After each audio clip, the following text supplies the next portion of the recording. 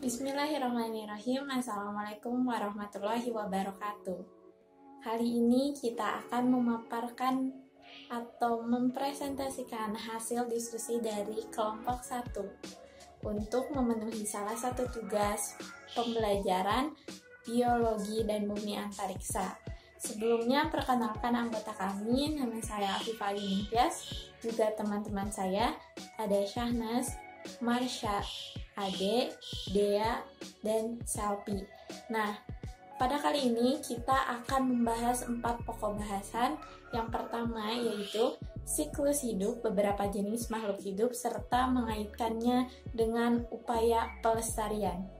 Lalu yang kedua ada upaya menjaga keseimbangan dan pelestarian sumber daya alam. Dan yang ketiga adalah hubungan antar komponen ekosistem dan jaring-jaring makanan di lingkungan sekitar. Selanjutnya yang terakhir adalah cara makhluk hidup menyesuaikan diri dengan lingkungannya. Assalamualaikum warahmatullahi wabarakatuh. Perkenalkan, saya Syahnas dari kelas 2E PGSD.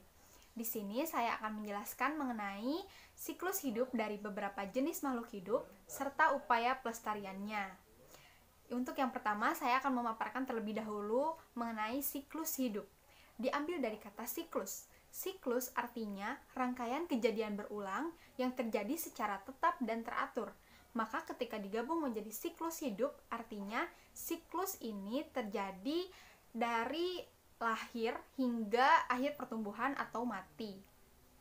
Nah, siklus hidup ini terjadi pada makhluk hidup, baik hewan maupun tumbuhan. Bahkan kita sebagai manusia juga. Di sini saya akan menjelaskan terlebih dahulu siklus hidup pada hewan.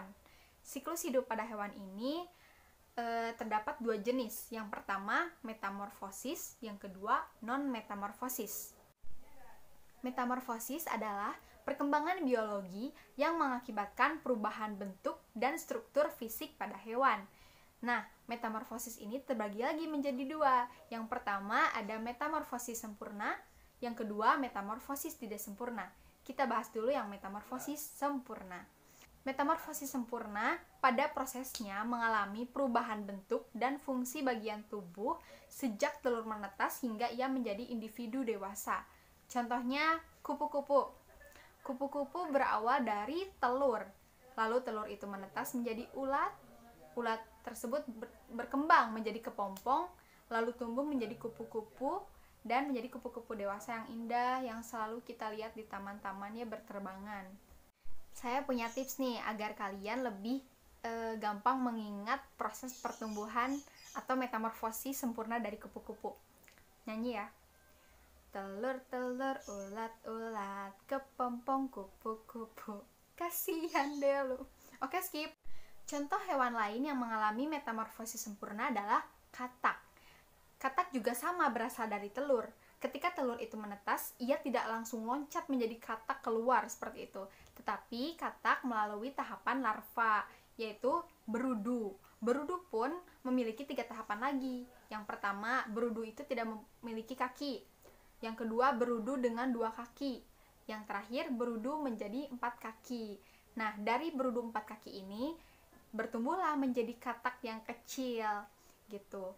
Dari katak kecil bertumbuh lagi menjadi katak dewasa. Selanjutnya ada metamorfosis tidak sempurna. Tidak berbeda jauh dengan metamorfosis sempurna, hanya saja pada prosesnya hewan tersebut tidak mengalami perubahan yang mencolok atau signifikan, akan tetapi hanya bertambah sedikit bagian saja. Contohnya pada kecoa.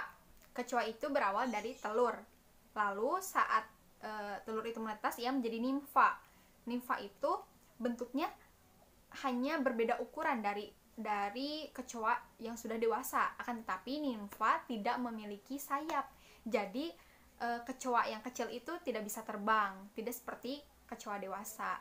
Nah, untuk mempermudah mengingat apa sih yang membedakan metamorfosis sempurna dan tidak sempurna itu, metamorfosis sempurna ciri khasnya memiliki tahapan menjadi larva dan pupa. Sedangkan ciri khas dari metamorfosis sempurna adalah ketika ia menjadi hewan muda atau nimfa, hewan itu belum memiliki sayap atau bagian tubuh yang belum tumbuh seperti itu.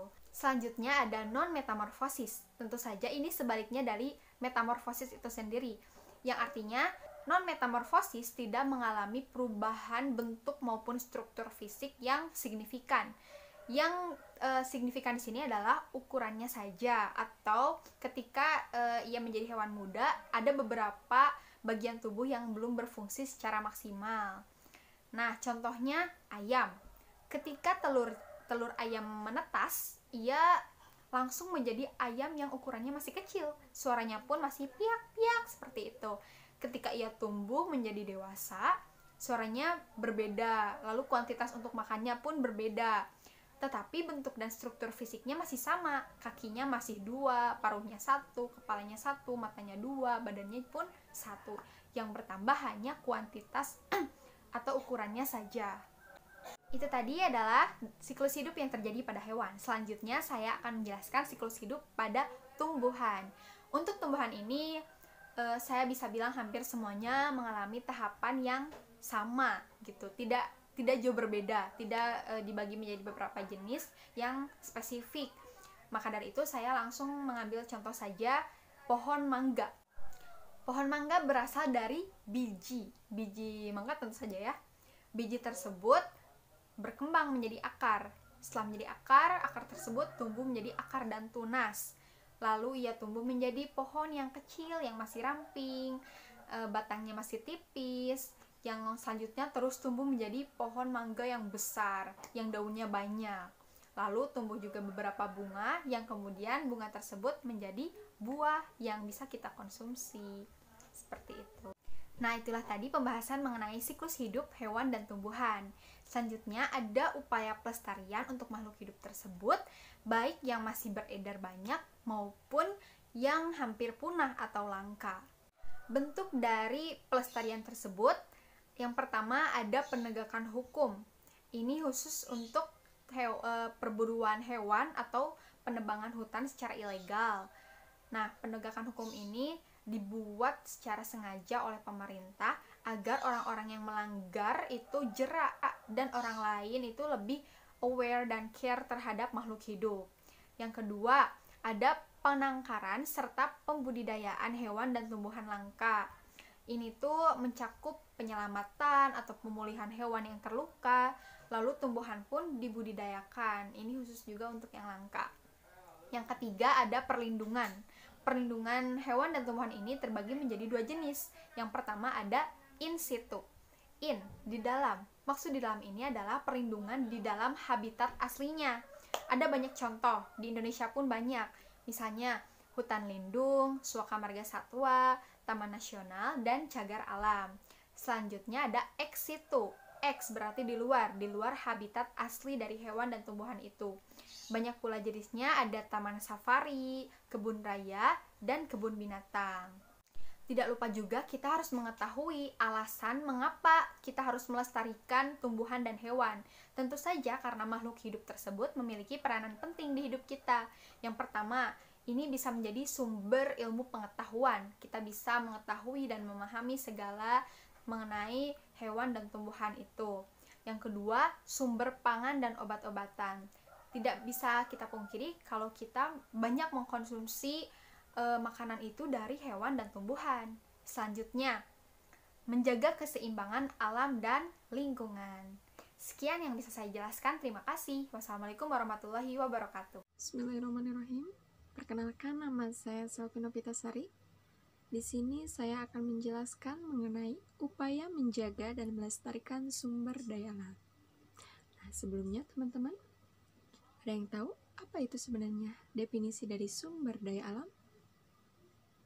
Ya, sumber daya alam atau biasa kita sering menyingkatnya dengan SDA adalah segala sesuatu yang berasal dari alam dan dapat digunakan atau dapat dimanfaatkan untuk keberlangsungan hidup manusia.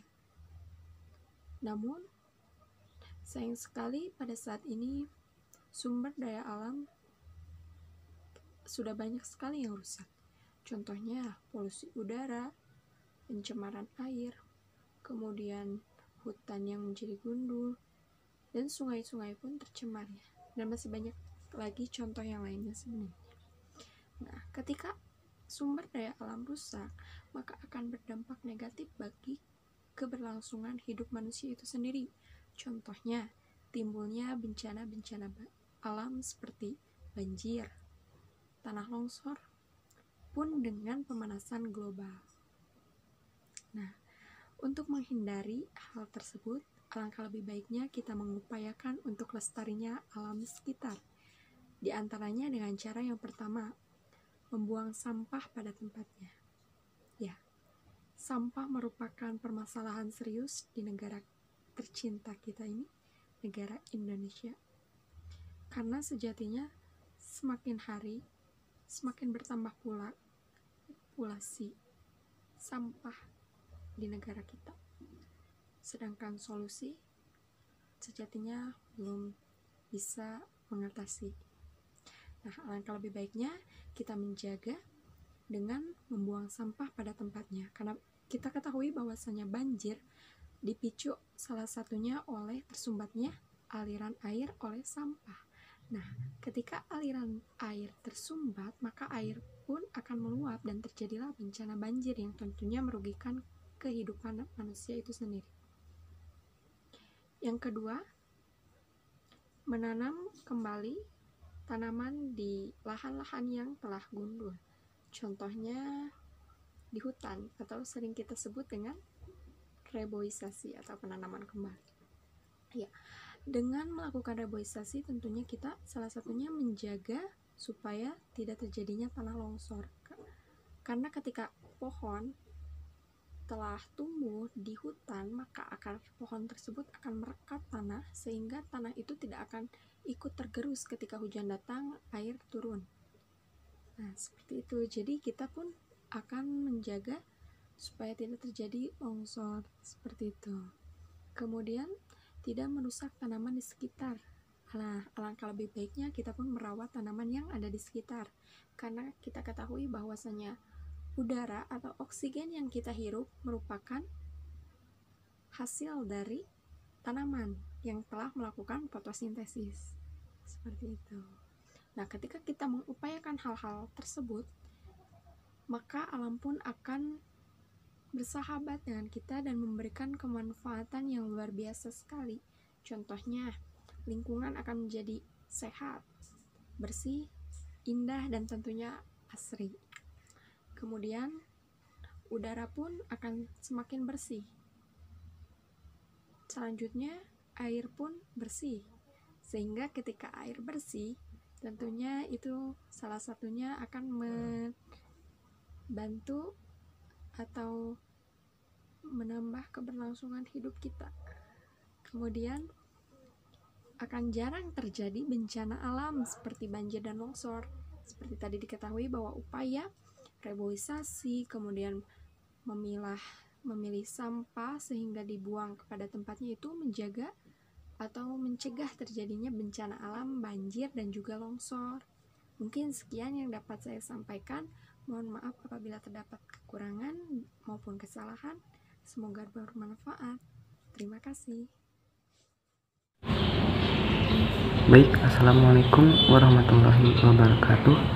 Perkenalkan, nama saya Ade Fauzi dari kelas 2 IPG SD dengan NIM 1901876. Di sini saya akan menjelaskan tentang hubungan antar komponen ekosistem dan jaring-jaring makanan di lingkungan sekitar. Baik, sebelum kita masuk ke materi, kita di sini akan mencoba mengulas terlebih dahulu tentang pengertian ekosistem tersendiri ya. Pastinya teman-teman juga sudah mengetahui tentang ekosistem itu. Tapi di sini saya akan mencoba untuk menjelaskan. Terima kasih. Nah, di sini ada pengertian ekosistem. Ekosistem adalah suatu sistem ekologi yang terbentuk oleh hubungan timbal balik yang tak terpisahkan antara makhluk hidup dan lingkungannya. Nah, jadi dalam ekosistem itu terdapat suatu makhluk hidup antara baik itu hewan ataupun tumbuhan. Nah, dalamnya itu terdapat hubungan timbal balik yang saling menguntungkan, pokoknya yang saling menguntungkan kayak gitu. Selanjutnya ada pola-pola interaksinya. Yang pertama ada kompetisi.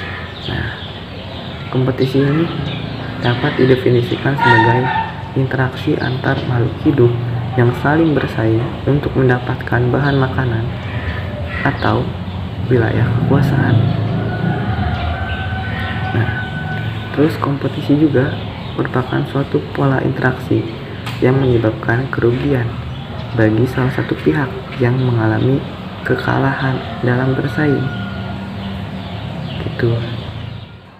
Nah, untuk jenis-jenis kompetisi ini terbagi menjadi dua, yakni yang pertama kompetisi intraspesifik dan yang kedua kompetisi interspesifik. Nah, kita akan mencoba membahas yang pertama terlebih dahulu ya, yang kompetisi intraspesifik. Nah, di sini kompetisi intraspesifik dapat didefinisikan sebagai persaingan yang terjadi antara organisme atau individu yang memiliki spesies yang sama. Jadi terjadi persaingan antara suatu spesies yang sama. Nah, contohnya itu misalkan sesama singa yang memperebutkan wilayah kekuasaannya. Nah, begitu. Saya kira teman-teman juga sudah paham ya. Terima kasih. Nah, baik, untuk selanjutnya kedua yaitu kompetisi interspesifik. Nah, kompetisi interspesifik dapat didefinisikan sebagai persaingan yang terjadi antara organisme atau individu yang berbeda spesies. Jadi persaingannya itu berbeda spesies gitu, berbeda jenis. Nah, baik, contohnya itu kompetisi antara tanaman anggrek dan melati. Nah, kedua tanaman itu saling bersaing untuk mendapatkan air, cahaya matahari, dan kebutuhan lainnya karena hidup di satu lahan yang sama. Selanjutnya kita akan membahas tentang predasi. Predasi ini dapat didefinisikan sebagai interaksi organisme di mana suatu makhluk hidup memakan makhluk hidup yang lain. Nah, organisme yang memakan disebut dengan predator. Nah, sedangkan organisme yang dimakan biasa disebut dengan prey atau mangsa. Nah, hubungan dalam predasi ini dapat melibatkan mangsa dan pemangsa dalam sebuah ekosistem. Nah, mereka juga saling menjaga keseimbangan populasi. Gitu. Baik, contohnya harimau sebagai predator dan memangsa rusa sebagai makanannya. Sementara itu rusa menjadi mangsa dari harimau. Begitu. Adapun contoh lain misalkan ada ular sebagai predatornya, nah, dan tikus itu sebagai mangsanya. Gitu. Baik, untuk materi selanjutnya akan disampaikan oleh teman saya. Sekian dan terima kasih. Wassalamualaikum warahmatullahi wabarakatuh. Nah, pola interaksi selanjutnya adalah simbiosis. Simbiosis adalah interaksi antara dua makhluk hidup yang mana hidup saling berdampingan. Nah, simbiosis ini terbagi menjadi tiga, yaitu simbiosis mutualisme, simbiosis komensalisme, dan simbiosis parasitisme. Simbiosis mutualisme yaitu interaksi antar dua makhluk hidup yang mana keduanya saling diuntungkan. Nah, contohnya adalah bunga dan lebah. Nah, di sini lebah dapat menyerap sari makanan dari bunga. Saat hal tersebut terjadi, bunga dapat melakukan penyerbukan. Nah, itu yang dinamakan simbiosis mutualisme. Selanjutnya adalah simbiosis komensalisme. Simbiosis komensalisme yaitu interaksi antar dua makhluk hidup yang mana satu diuntungkan dan satu tidak dirugikan maupun tidak diuntungkan. Nah, contohnya adalah ikan demora yang hidup di sekitar ikan paus. Nah, di sini ikan demora dapat menyerap remahan-remahan yang ada di sekitar paus, lalu dapat berlindung dari predator. Namun, keberadaannya tidak mengganggu ikan paus. Nah, itu yang disebut simbiosis komensalisme. Selanjutnya yang terakhir adalah simbiosis parasitisme. yaitu interaksi antar dua makhluk hidup yang mana satu diuntungkan dan satu lagi dirugikan. Contohnya adalah interaksi antara manusia dan nyamuk. Nah, di sini itu nyamuk dapat mendapat makanan dengan menghisap darah manusia. Namun saat nyamuk itu menghisap darah manusia, manusia dapat terkena penyakit. Nah, itu yang dinamakan simbiosis parasitisme. Nah, dari hubungan komponen ekosistem tersebut membentuk jaring makanan. Nah, jaring makanan ini adalah rantai makanan yang saling berhubungan. Nah, kalau diilustrasikan seperti di gambar di sana, kita bisa lihat mana produsen, mana konsumen 1, konsumen 2, dan seterusnya, lalu diakhiri oleh pengurai. Itu yang dinamakan jaring makanan. Assalamualaikum warahmatullahi wabarakatuh. Perkenalkan, nama saya Marsha Sulistia dari anggota kelompok 1 mata kuliah Pembelajaran Biologi dan Bumi Antariksa di sekolah dasar. Dan saya di sini akan menjelaskan tentang cara makhluk hidup menyesuaikan diri dengan lingkungannya, atau yang biasa kita sebut sebagai adaptasi. Nah, tentunya hewan dan tumbuhan memiliki keunikan tersendiri untuk beradaptasi di lingkungannya. Tujuannya dari adaptasi ini yaitu untuk bertahan hidup dan untuk memperoleh makanan. Contohnya itu seperti cumi-cumi yang mengeluarkan tinta di saat dia merasa tidak aman. Nah, dengan begitu dia akan dapat bertahan hidup dari mangsanya. Contoh yang kedua, ada cicak. Cicak memutuskan ekornya untuk mengelabui mangsanya. Nah, selain itu juga ada penyesuaian diri untuk memperoleh makanan. Nah, untuk memperoleh makanan ini contohnya dari burung. Nah, burung itu memiliki kaki yang bermacam-macam dan paruh yang bermacam-macam untuk memperoleh makanan. Oke, jadi ada 3 adaptasi makhluk hidup pada lingkungannya yang akan saya jelaskan, yaitu yang pertama adaptasi morfologi. Nah, atau dapat dibilang juga secara fisik. Karena adaptasi ini dapat kita lihat secara jelas karena fisik hewan yang berbeda-beda sesuai dengan lingkungannya. Nah, dapat kita lihat yaitu contohnya dari kaki bebek yang berselaput. Nah, selaput kaki bebek itu fungsinya untuk berenang. Ada pula paruh burung yang berbeda-beda sesuai dengan kebutuhan makanannya. Selanjutnya akan dijelaskan oleh Dea. Terima kasih. Yang kedua, terdapat adaptasi fisiologi, atau bisa disebut juga sebagai fungsi organ tubuh. Fungsi organ tubuh ini merupakan penyesuaian fungsi alat-alat tubuh makhluk hidup terhadap lingkungannya. Salah satunya berupa enzim yang dihasilkan oleh suatu organisme. Nah, contohnya di sini ada bunga Rafflesia arnoldi yang mengeluarkan enzim untuk menarik serangga. Enzim ini merupakan zat yang mempercepat proses kimia. Sementara itu, selain bunga Rafflesia arnoldi, ada juga kantong semar. Kantong semar ini mengeluarkan enzim untuk menarik serangga atau membunuh serangga. Contoh adaptasi fisiologis pada manusia, yaitu tubuh manusia dapat menambah jumlah sel darah merah jika berada di pegunungan yang lebih tinggi. Hal tersebut mampu mengikat oksigen lebih banyak untuk mencukupi sebuah kebutuhan sel-sel tubuh. Mata manusia mampu menyesuaikan dengan intensitas cahaya yang diterimanya. Ketika di tempat gelap, maka pupil kita akan membuka lebar. Dan sebaliknya, di tempat yang terang, pupil kita akan melebar atau menyempitnya pupil mata itu agar untuk mengatur intensitas cahaya. Contoh lainnya yang ada pada hewan yaitu kelompok herbivulosa yang kaku.